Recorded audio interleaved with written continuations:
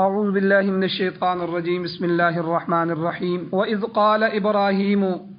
اور جب کہا ابراہیم علیہ السلام نے، رب اجعل، اے میرے رب آپ بنا دیجئے، ھذا، اس شہر کو، بلدن، آپ اس زمین کو بنا دیجئے، بلدن، ایک شہر، آمنن، امن والا، ورزق اہلہ، اور آپ روزی دیں اس کے رہنے والوں کو، من الثمراتی، میووں سے، پھلوں سے، من آمنا، اس شخص کو جو ایمان لائے، منہم، ان میں سے، باللہ والیوم الآخر، اللہ پر اور آخرت کے دن پر۔ قال، اللہ نے فرمایا، ومن کفر، جس نے کفر کیا، فأمتعوہ، ہم اس کو بھی نفع دیں گے، قلیلا، تھوڑا سا، ثم اضطرہ، پھر میں اس کو جبرن بلاؤں گا، جبرن کھینچ کے لے جاؤں گا، الی عذاب النار، آگ کے عذاب کی طرف، وبئس المصیر، اور وہ دوزخ جو ہے وہ بہت ہی بری جگہ ہے رہنے کی۔ وَإِذْ يَرْفَعُ، اور آپ اس وقت کو یاد کریں جب بلند فرما رہے تھے، اٹھاتے تھے، ابراہیم القواعد، ابراہیم علیہ السلام بنیادیں، من البیت، خانہ کعبہ کی،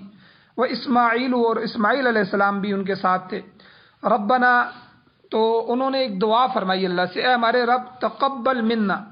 آپ ہم سے اس عمل کو قبول فرمائیے، بیت اللہ کی تعمیر کو ہم سے قبول فرمائیے، انک انت السمیع العلیم، بے شک آپ سننے والے ہیں، علم رکھنے والے ہیں، جاننے والے ہیں۔ ربنا، ایک اور دعا فرمائی، اے ہمارے رب، وجعلنا مسلمین لک، ہمیں اپنا فرمانبردار فرمائیے، ہمیں اپنے لیے مسلمان فرمائیے، ومن ذریتنا امتن، اور ہماری اولاد میں سے بھی ایک امت، ایک جماعت ایسی فرمائیے کہ مسلمۃ لک، کہ جو آپ کی فرمانبردار ہو، وارنا مناسکنا، اور اے ہمارے پروردگار ہم کو سکھا دیں اس حج کے قاعدے، حج کے مناسک، وتب علینا، اور ہم کو معاف فرمائیے، انک انت التواب الرحیم، بے شک آپ توبہ قبول کرنے والے ہیں، مہربان ہیں۔ سورہ بقرہ کی آیت نمبر 126، 127 اور 128، 3 آیتیں آج کے درس میں تلاوت ہوئی ہیں، آپ حضرات نے ترجمہ بھی سماعت فرمایا۔ ان 3 آیات میں ابراہیم علیہ السلام کی 3 دعاؤں کو اللہ نے ذکر فرمایا، جو انہوں نے اللہ سے مانگی اور اللہ نے ان کو قبول فرمایا۔ لیکن ان 3 آیات میں علماء نے 3-4 نکتے بھی بیان فرمائے ہیں، نکات بھی بیان فرمائے ہیں۔ سب سے پہلے کہ چونکہ پیچھے ابراہیم علیہ السلام کا تذکرہ گزرا کہ اللہ نے فرمایا کہ میں نے ابراہیم علیہ السلام کو آزمایا، فَأَتَمَّهُنَّ، انہوں نے سارے کلمات، جن جن چیزوں سے آزمایا، ہر آزمائش میں وہ پورے اترے، تو اللہ نے فرمایا، قَالَ إِنِّي جَاعِلُكَ لِلنَّاسِ إِمَامًا، کہ میں آپ کو لوگوں کا پیشوا بناؤں گا، یہ انعام اللہ نے دیا، میں آپ کو لوگوں کا امام بنا رہا ہوں۔ آگے فوراً جو ابراہیم علیہ السلام نے دعا فرمائی تھی اللہ سے، قَالَ وَمِن ذُرِّيَّتِي، اے اللہ میری ذریت کو بھی امام بنا، میری اولاد کو بھی، تو اللہ نے ٹوک دیا، ایک طرح کی شرط لگا دی، قَالَ لَا يَنَالُ عَهْدِ الظَّالِمِينَ، یہ میرا عہد نبوت جو ہے، یہ میرا معاہدہ جو ہے، یہ ظالموں کو نہیں پہنچے گا، آپ ظالموں کے لیے دعا نہ کریں، ہاں جو آپ کی اولاد میں سے نیک ہوں گے اور کفر و شرک سے پاک ہوں گے، ہم ان کو بھی امام بنائیں گے، یعنی نبوت ان کو بھی عطا فرمائیں گے۔ تو یہ چیز حضرت ابراہیم علیہ السلام کے ذہن میں تھی کہ اللہ نے کافروں کے لیے روک دیا، اس لیے یہاں جو دعا فرمائی اس میں رزق بھی ایمان والوں کے ساتھ کر دیا، خاص کر دیا کہ کافروں کو آپ بلا آپ جانیں، آپ کا کام جانیں، لیکن چونکہ مجھے پہلے بھی آپ نے روک دیا تھا کہ ظالموں کو جو ہے وہ میرا معاہدہ نہیں ملے گا، تو اس لیے یہاں فرمایا، وَإِذْ قَالَ إِبْرَاهِيمُ، جب کہا ابراہیم علیہ السلام نے دعا مانگی، رب اجعل هذا بلدا، اے اللہ اس شہر کو، اس دھرتی کو، اس زمین کو جہاں میں اسماعیل علیہ السلام اور اماں ہاجرہ کو چھوڑ کے جا رہا ہوں، اس زمین کو آپ ایک تو شہر بنا دیں، بلدن، اور دوسرا آمنن، اس کو قیامت تک کے لیے امن والا بنا دیں، اور تیسری دعا وَارْزُقْ أَهْلَهُ مِنَ الثَّمَرَاتِ، کہ آپ اس کے رہنے والوں کو ہر طرح کا پھل عطا فرمائیں۔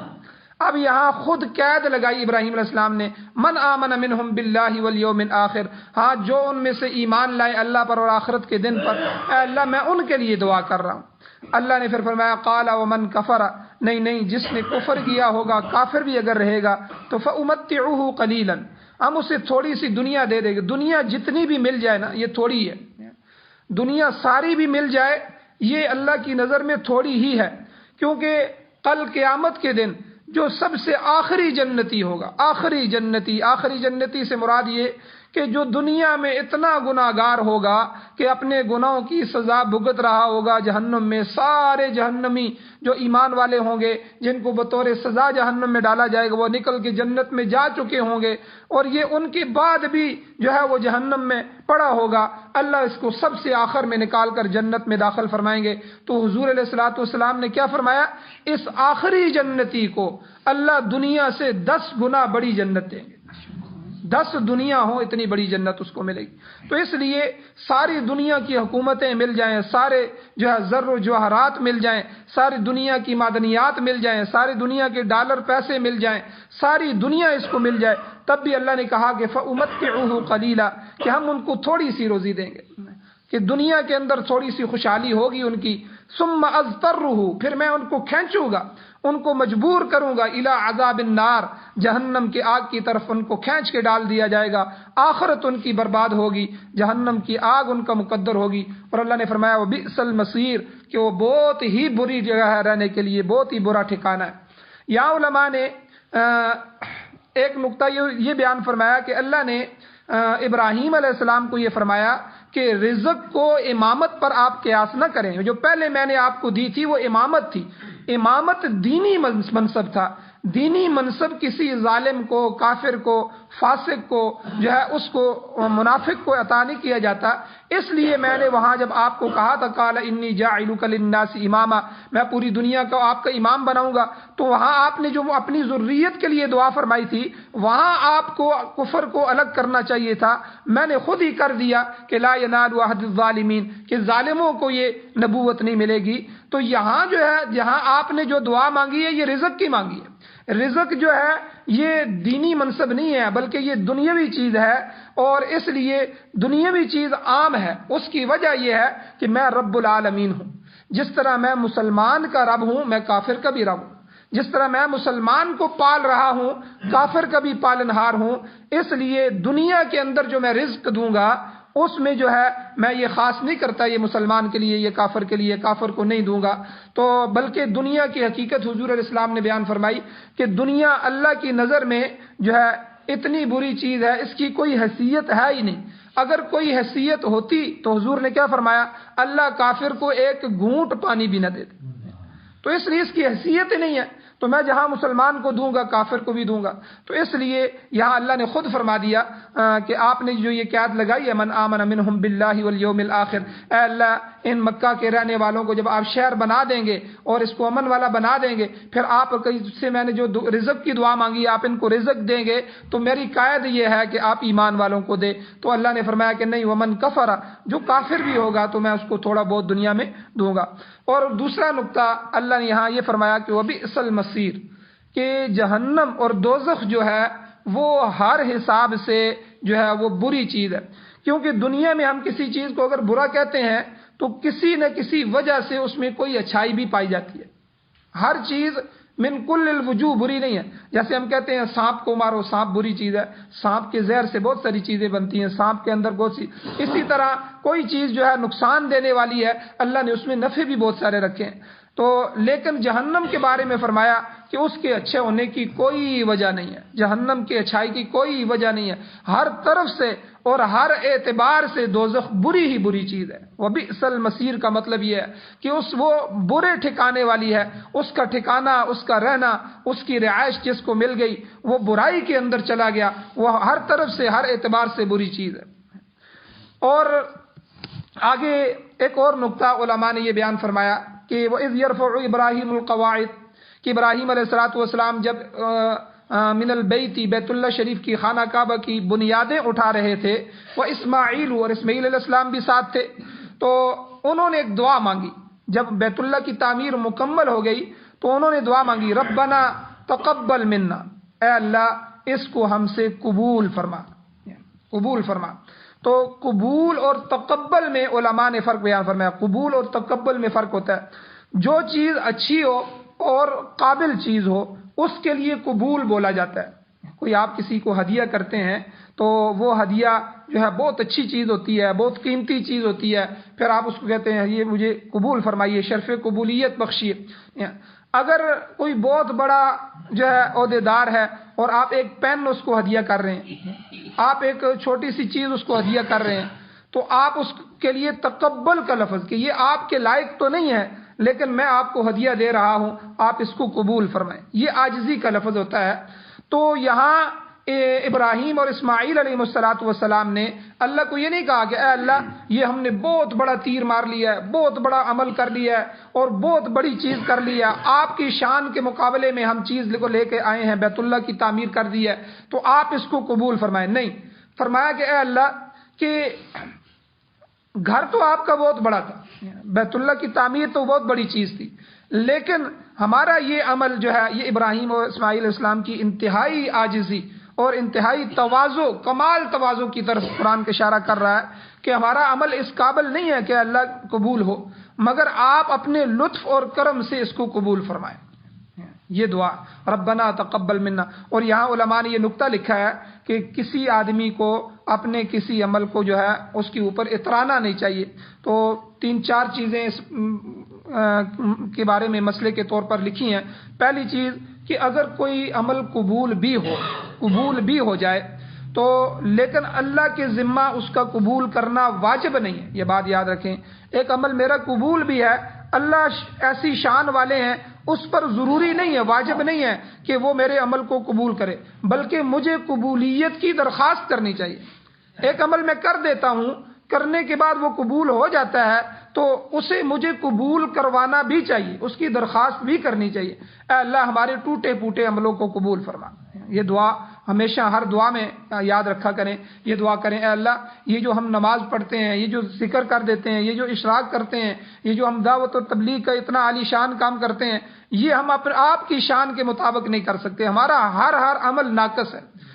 تو آپ نے ہمیں حکم دیا، ہم نے کر دیا، لیکن پتہ نہیں جیسا کیسا تھا اللہ ہم نے آپ کے سامنے پیش کر دیا، آپ ہمارے اس عمل کو قبول فرمائیے۔ یہ قبول کی درخواست ہوتی ہے۔ دیکھیں یہاں ابراہیم علیہ السلام نے کتنا بڑا عمل کیا۔ نبی کا ہر عمل قبول ہی ہوتا ہے، نبی کا کوئی عمل یہ ایسا نہیں ہے کہ اس کو قبولیت نہ دی جائے۔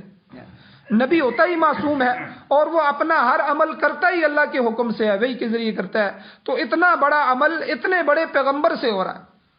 پھر بھی وہ اللہ سے کہہ رہے ہیں، درخواست پیش کر رہے ہیں ربنا تقبل منا، اے اللہ ہم سے اس کو قبول فرما۔ تو آپ دیکھیں میں اور آپ کیا چیز ہیں، ہمارے اعمال کیا چیز ہیں۔ تو اس لیے علماء نے دوسری بات یہ لکھی ہے کہ اس سے ایک بات یہ معلوم ہوئی کہ نجات کا جو دار و مدار ہے وہ عملوں پر نہیں ہے کہ ہمارے عملوں کی وجہ سے نجات ہو جائے گی، بلکہ اس کا دار و مدار اللہ کے فضل پر ہے، اللہ کے فضل پر ہے۔ اس لیے ایک مثال سمجھانے کے لیے حدیث میں دی گئی ہے کہ ایک نعمت جو اللہ نے ہمیں دی ہے، ناک کی، کان کی، سونگنے کی، یا دنیا جو ہے ہمارے جسم میں بے شمار نعمتیں ہیں، ہمارے ارد گرد میں ہمیں اولاد دی گئی ہے، گھر دیے گئے ہیں، بے شمار نعمتیں۔ وَإِن تَعُدُّوا نِعْمَتَ اللَّهِ لَا تُحْصُوهَا، اللہ فرماتے ہیں تم اللہ کی نعمتوں کو اگر گننا شروع کر دو تو لا تحصوها، تمہاری زندگی گزر جائے گی، اللہ کی نعمتوں کو شمار نہیں کر سکتے۔ اب ایک نعمت کے بدلے میں اگر آدمی 100 سال بھی سجدے میں پڑا رہے، 100 سال عبادت کرے، کامل اور قبول عبادت کرے، تب بھی ایک نعمت کا بدل نہیں ہو سکتا۔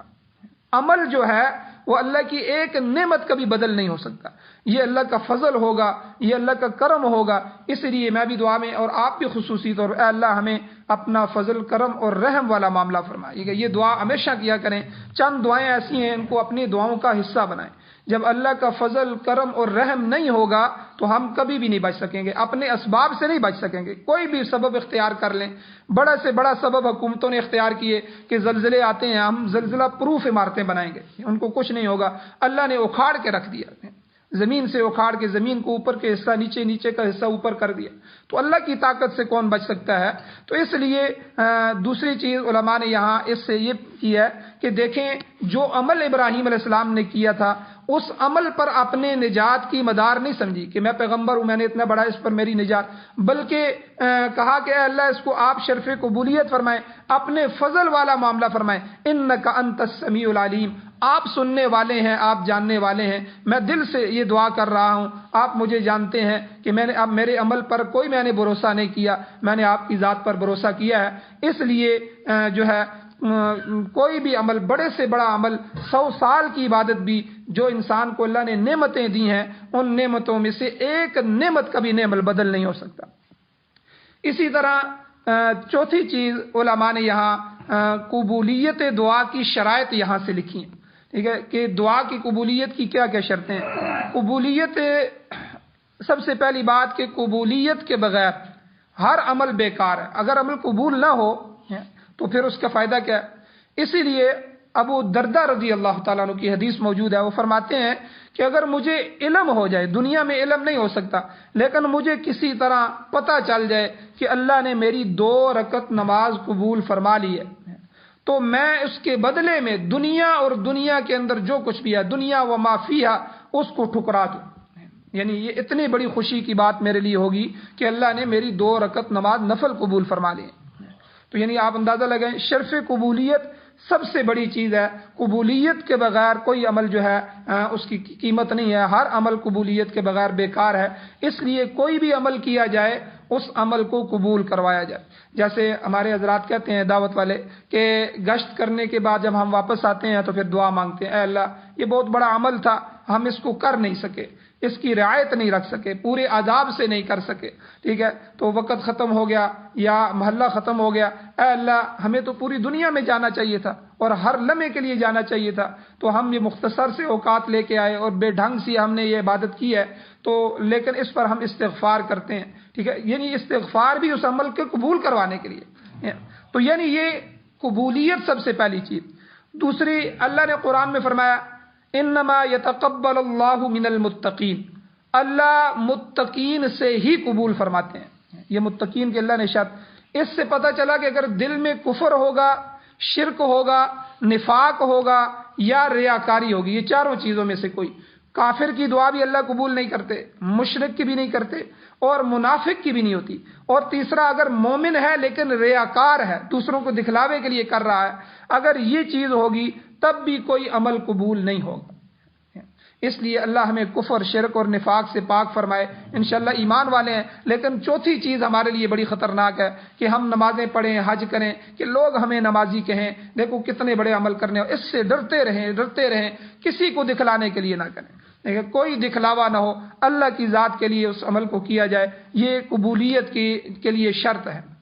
جس طرح نماز کی قبولیت کے لیے طہارت شرط ہے، جگہ کا پاک ہونا، جسم کا پاک ہونا، پاکیزگی شرط ہے، اسی طرح تمام نیکیوں کی قبولیت کے لیے ایمان اور اخلاص اور تقوی شرط ہے۔ اس لیے اللہ نے فرمایا انما یتقبل اللہ من المتقین، اللہ متقین اور تقوی والوں کی ہی دعائیں قبول فرماتا ہے۔ تیسری چیز، بعض برائیاں معاشرے میں ایسی ہوتی ہیں، بعض برائیاں کہ وہ نیکیوں کو رد کر دیتی ہیں، وہ نیکیوں کو قبول ہونے ہی نہیں دیتی۔ ہر عمل کا قبول ہونا شرط ہے، ضروری ہے، اس کو قبول کروانا چاہیے، لیکن بعض برائیاں ایسی ہیں جو اللہ کے ہاں اتنی سخت ہوتی ہیں کہ ان برائیوں کی وجہ سے نیک عمل جو ہوتے ہیں، چاہے ایمان بھی ہو، اخلاص بھی ہو، ریاکاری بھی نہ ہو، تب بھی وہ اللہ کے ہاں قبول نہیں ہوتے۔ جیسے حدیث میں فرمایا شراب نوشی، شراب اللہ کو، اس کو ام الخبائث کہا حضور نے حدیث میں، کہ سب خباثتوں کی ماں ہے، سب خباثتوں کی جڑ شراب نوشی ہے۔ شراب پیے گا تو جھگڑا کرے گا، شراب پیے گا تو بیوی کو طلاق بھی دے گا، پتہ ہی نہیں چلے گا، شراب پیے گا تو بہن بھائیوں سے جھگڑا کرے گا، شراب پیے گا تو اپنی عزت کا بھی خیال نہیں کرے گا، شراب پیے گا تو جو ہے گالی گلوچ والا گناہ بھی اس سے ہوگا، یعنی شراب پیے گا ہو سکتا ہے کسی کو قتل بھی کر دے۔ تو یعنی یہ ام الخبائث ہے، ساری خباثتوں کی ماں ہے، ساری خباثتوں کی جڑ ہے۔ تو حضور نے کیا فرمایا کہ جو آدمی شراب پیتا ہے تو 40 دن تک اس کی نماز کو قبول نہیں کیا جاتا۔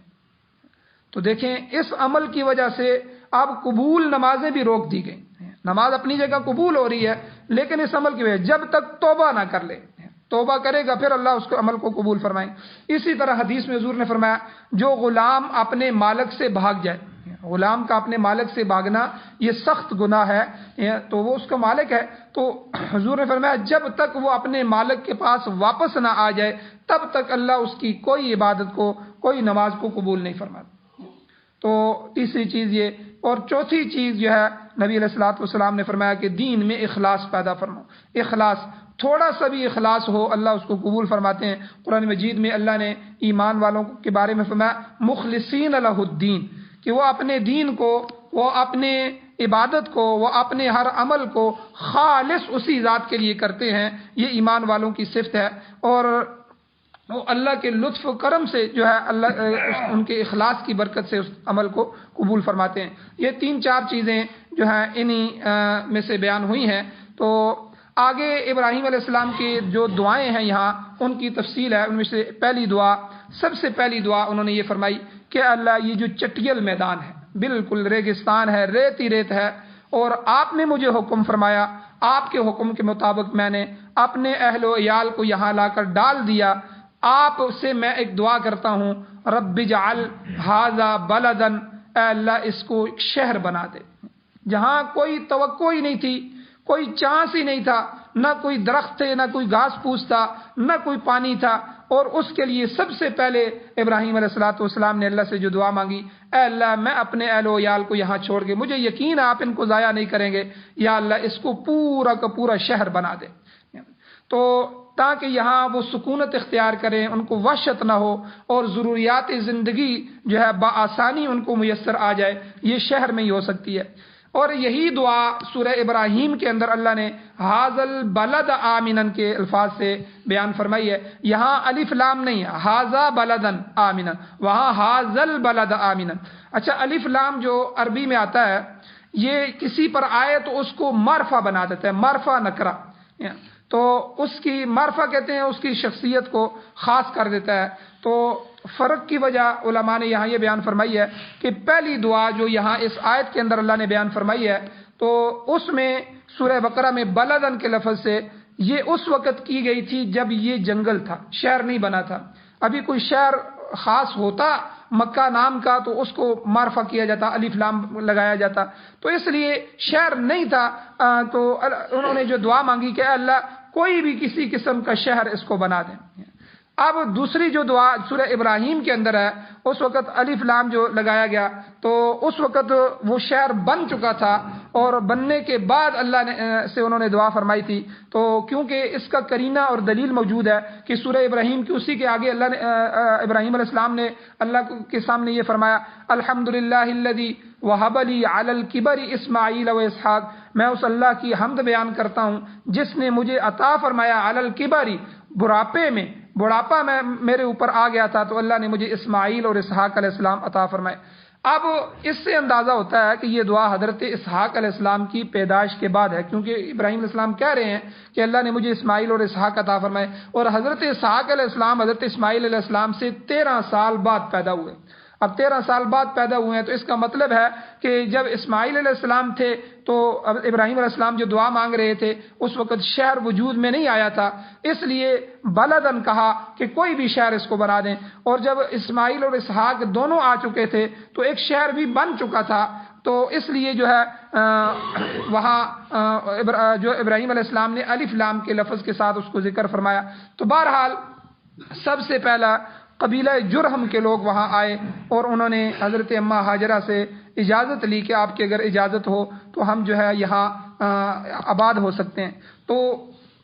وہاں وہ قبیلہ ان کی اجازت سے آباد ہوا، پھر وہاں وہ پھلا پھولا، اور ایک وقت آیا کہ اسماعیل علیہ السلام جب جوان ہوئے تو ان کی شادی کا واقعہ بھی جو ہے وہ حدیث میں آتا ہے کہ اسماعیل علیہ السلام کی شادی قبیلہ جرہم کی ایک عورت سے ہوئی. اب ابراہیم علیہ السلام یہاں سے شام سے جو ہے اللہ کے حکم سے جاتے تھے، وہ اپنے بیوی بچے کو دیکھ کے پھر واپس آ جاتے تھے. تو اب وہاں جب ابراہیم علیہ السلام پہنچے تو اسماعیل علیہ السلام گھر میں نہیں تھے، وہ شکار پہ گئے ہوئے تھے. تو ابراہیم علیہ السلام نے ان کے گھر کا دروازہ کھٹکھٹایا تو جب بہو سے ملاقات ہوئی، وہ ان کو پہچانتی نہیں تھی کیونکہ شادی ہو چکی تھی، تو حضرت ابراہیم علیہ السلام موجود نہیں تھے. تو اب انہوں نے پوچھا کہ اسماعیل کہاں ہے؟ تو انہوں نے کہا جی وہ تو شکار پر گئے ہوئے ہیں. تو ابراہیم علیہ السلام نے کہا کہ اچھا یہ بتاؤ کہ آپ کا گزران کیسا ہو رہا ہے، گزارا کیسا ہو رہا ہے؟ انہوں نے کہا کیا بتائیں جی، وہ کام کوئی کام نہیں کرتے، بس شکار کے لیے نکلتے ہیں، وہی ان کا کام ہے، کبھی شکار ہو جاتا ہے کبھی نہیں ہوتا، بڑی تنگی کی زندگی گزر رہی ہے۔ تو انہوں نے کہا ابراہیم علیہ السلام نے کہ اچھا اسماعیل علیہ السلام جب گھر واپس آئیں تو ان کو میرا سلام کہنا ہے کہ ایک بزرگ میاں آئے تھے، وہ آپ کو سلام کہہ رہے تھے، آپ کا حالات دریافت کر رہے تھے، اور آخر میں ان سے کہنا کہ اپنے گھر کی چوکھٹ کو بدل دیں، آپ کے گھر کی چوکھٹ بدل دیں۔ اب اسماعیل علیہ السلام جب شام کو گھر آئے تو بیوی سے کہا کہ کوئی مہمان آئے تھے؟ انہوں نے کہا کہ ہاں ایک بزرگ آئے تھے، تو اس طرح کا حلیہ انہوں نے بتایا۔ وہ سمجھ گئے کہ والد ماجد آئے تھے، تو میں نہیں تھا، تو واپس چلے گئے۔ اب پوچھا کہ اچھا کیا کہا؟ انہوں نے کہا کہ آپ کے حالات دریافت فرمائے، گھر کے حالات دریافت فرمائے، میں نے ان کو یہ باتیں کہیں۔ تو انہوں نے کہا کہ آپ ان سے کہنا کہ اپنے گھر کی چوکھٹ کو بدل دیں۔ تو انہوں نے کہا کہ گھر کی چوکھٹ سے تو مراد ہے بیوی، کہ آپ کی بیوی ناشکری ہے، پیغمبر کی بیوی ناشکری نہیں ہونی چاہیے، اس لیے اس کو طلاق دے دے۔ تو حضرت اسماعیل علیہ السلام نے ان کو طلاق دے دی۔ پھر دوسری شادی قبیلہ جرہم سے کی۔ پھر حضرت ابراہیم علیہ السلام کو کچھ عرصے کے بعد دوبارہ تشریف لائے، اور اسی طرح اسماعیل علیہ السلام پھر نہیں تھے۔ تو اب اسماعیل علیہ السلام کی گھر والی سے جو ہے ملاقات ہوئی، بہو سے ملے، وہ اسی طرح وہ پہچانتی نہیں تھی، تو اسی طرح کی گفتگو ہوئی۔ جب اس سے پوچھا کہ اچھا گھر کے حالات کیسے ہیں، اس نے کہا کہ اللہ کا شکر ہے کہ بہت نیک اور پارسا مرد ہیں، بہت ہی اچھے نوجوان ہیں، اور اللہ کی عبادت کرنے والے ہیں، اور اللہ ہمیں بہترین رزق عطا فرما رہا ہے۔ تو حضرت اسماعیل علیہ السلام کے بارے میں حضرت ابراہیم علیہ السلام نے کہا کہ اچھا جب وہ واپس آئیں تو میرا سلام دینا اور میرے حالات ان کو دریافت کرنا، اور آخر میں کہنا کہ اپنے گھر کی چوکھٹ کو مضبوطی سے رکھیں۔ تو یہی بات ہوئی کہ جب واپس آئے تو انہوں نے پوچھا، انہوں نے سارا واقعہ بیان کیا۔ انہوں نے کہا کہ جب آپ نے اللہ کا شکر ادا کیا تو اس بات پر انہوں نے کہا کہ میں آپ کو نہ چھوڑوں۔ تو اس سے اللہ نے پھر ان کو آگے اولاد عطا فرمائی، پھر اسماعیل علیہ السلام کی اولاد آگے پھیلی۔ تو بہرحال یہ پہلی دعا تھی کہ اے اللہ اس کو شہر بنا۔ اللہ نے قبیلہ جرہم کو وہاں آباد فرمایا، پھر وہیں سے حضرت اسماعیل علیہ السلام کی شادیاں ہوئیں، وہیں سے آگے پورا کا پورا شہر وجود میں آ گیا۔ آگے دو دعائیں اور بھی ہے کہ اس شہر کو امن والا بنائیے، انشاءاللہ کل کے درس میں اس کے بارے میں بیان ہوگا۔ اور تیسری دعا کہ اللہ ان کو پھلوں کا رزق عطا فرمائیے، اس کی تفصیل بھی کل کے درس میں بیان کی جائے گی۔ اللہ جل شانہ سے دعا ہے اللہ عمل کی توفیق عطا فرمائے، آمین۔ الحمدللہ رب العالمین، والعاقبۃ للمتقین، والصلاۃ والسلام علی رسولہ النبی الامی الکریم۔ اللهم ربنا آتنا فی الدنیا حسنۃ وفی الآخرۃ حسنۃ وقنا عذاب النار۔ یا اللہ ہماری کمیوں کو تائیوں کو معاف فرمائیے، یا اللہ درگزر فرمائیے، یا اللہ صغیرہ کبیرہ گناہوں کو معاف فرمائیے، یا اللہ اپنا رحم کرم فضل والا معاملہ فرمائیے، یا اللہ اپنے غضب سے، اپنے غصے سے، اپنے انتقام سے، اپنی نفرت سے ہمیں محفوظ فرمائیے، یا اللہ قرآن و سنت کی بہاریں نصیب فرمائیے، یا اللہ قرآن و سنت کی بہاریں نصیب فرمائیے، یا اللہ قرآن و سنت کا غلبہ نصیب فرمائیے، یا اللہ قرآن و سنت کو، یا اللہ تمام نظاموں کو ختم کر کے اپنے نظام کو پوری دنیا میں رائج فرمائیے، یا اللہ پوری دنیا میں غالب فرمائیے، یا اللہ ہمارے بچوں کو قرآن کا حافظ، قاری، عالم، مفتی، مجاہد، غازی، شہید اور دین کا داعی بنائیے، یا اللہ پوری دنیا میں دین کا کام ان سے لیجیے، یا اللہ جب تک زندگی ہو عزت والی، وقار والی، فرمبرداری والی، خیر والی زندگی نصیب فرمائیے، جب بھی موت آئے تو سعادت والی، شہادت والی، ایمان والی، اپنے رستے کی موت نصیب فرمائیے، خاتمہ ایمان پر فرمائیے، یا اللہ جن کی مشکلات ہیں ان کو آسان فرمائیے، مشکلات کو حل فرمائیے، یا اللہ جو مقروض ہیں ان کے قرضوں کے پورا کرنے کے اسباب پیدا فرمائیے، یا اللہ جو بیمار ہیں ان کو شفا عطا فرمائیے، جو ایمان کی حالت سے اس دنیا سے جا چکے ہیں یا اللہ ان سب کی بخشش فرمائیے۔ صلی اللہ تعالی علی خیر خلقہ محمد وآلہ وصحبہ اجمعین برحمتک یا ارحم الراحمین۔